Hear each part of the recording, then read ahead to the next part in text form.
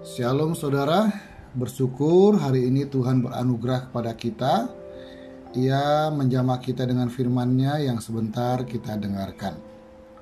Tema kita pada hari ini adalah menyesuaikan diri dengan pikiran Allah.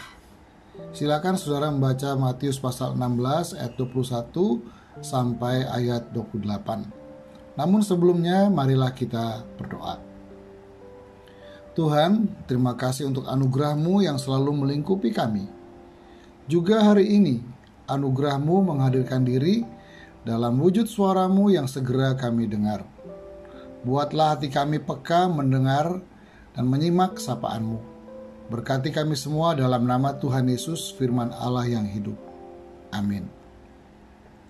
Saudara, hidup manusia yang sejati adalah hidup yang sesuai dengan kehendak Allah. Tanpa sesuai dengan kehendak Allah, hidup manusia benar-benar menyimpang dari tujuan yang sesungguhnya. Bahkan hidup yang tidak sesuai dengan kehendak Allah adalah hidup yang tidak beres dan hancur. Coba lihat Adam dan Hawa. Hidup mereka yang sudah sungguh amat baik itu menjadi berantakan karena mereka keluar dari kehendak Allah.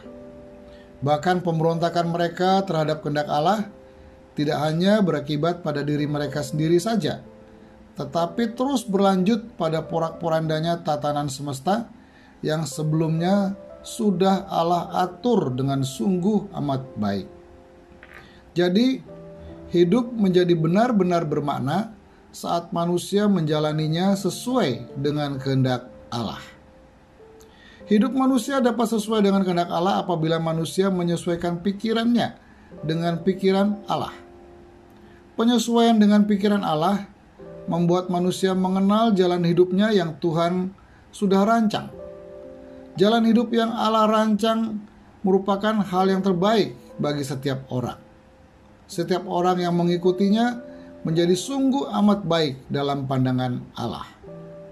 Namun sayang, yang sering terjadi adalah manusia sering enggan menyesuaikan pikirannya dengan pikiran Allah. Bahkan manusia cenderung memaksakan pikirannya sendiri menjadi pikiran Allah. Dalam Matius pasal 16 ayat 22 kita melihat bagaimana Petrus memaksakan pikirannya untuk menjadi pikiran Allah. Ketika Tuhan Yesus berbicara tentang pikiran Allah perihal penderitaan dan kematian Tuhan Yesus yang segera dialaminya di Golgota, Petrus malah menarik gurunya dan menegurnya. Ia berkata, "Tuhan, sekali-kali penderitaan dan kematian itu tidak akan terjadi padamu." Tetapi Tuhan Yesus dengan keras berkata, "Enyahlah iblis, engkau tidak memikirkan apa yang dipikirkan oleh Bapa."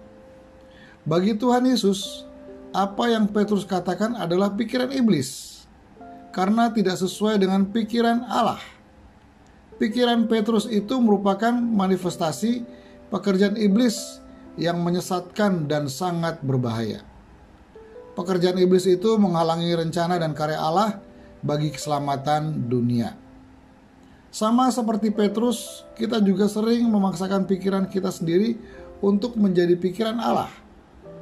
Pikiran kita menolak penderitaan, tetapi Yesus justru memilih penderitaan sebagai jalan hidupnya yang harus ia pikirkan dengan sangat serius bagi penebusan umat manusia dan dunia ini.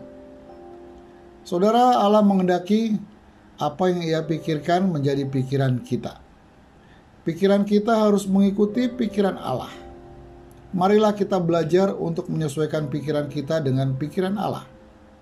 Proses membuka diri menjadikan pikiran Allah mendominasi pikiran kita sesungguhnya merupakan proses yang membawa hidup kita untuk sesuai dengan kehendak Allah dan menjadikan kita lebih baik dan semakin baik di hadapan Allah.